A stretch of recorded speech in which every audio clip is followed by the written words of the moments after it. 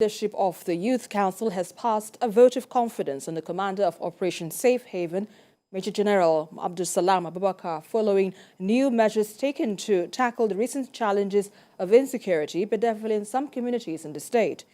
This is contrary to their position months ago when they demanded the withdrawal of Operation Safe Haven in the state. And our correspondent, Joshua, reports now from Plateau.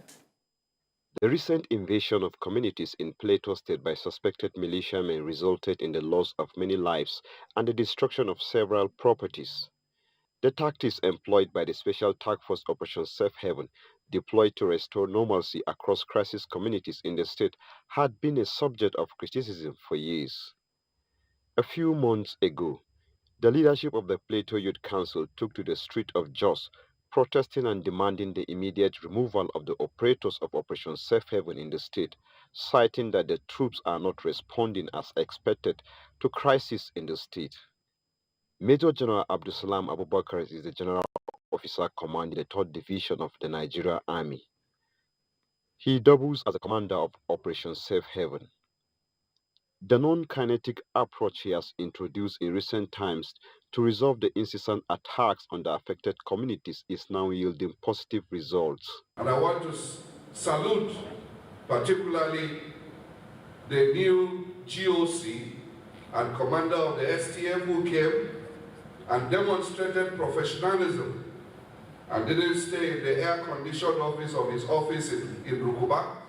He moved straight to Mangu, where he stayed for close to a week, where he was commanding the troops from the front.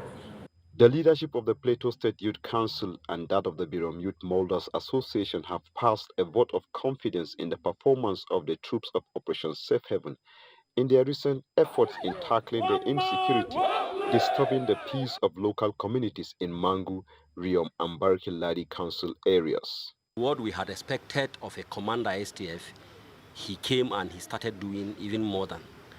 On that note, I want the whole world to know that Plateau youths are very, very appreciative. He should sustain this tempo because at the moment, even as at yesterday, there have been arrests, continued arrests of bandits and armed men that have been unleashing terror in the state.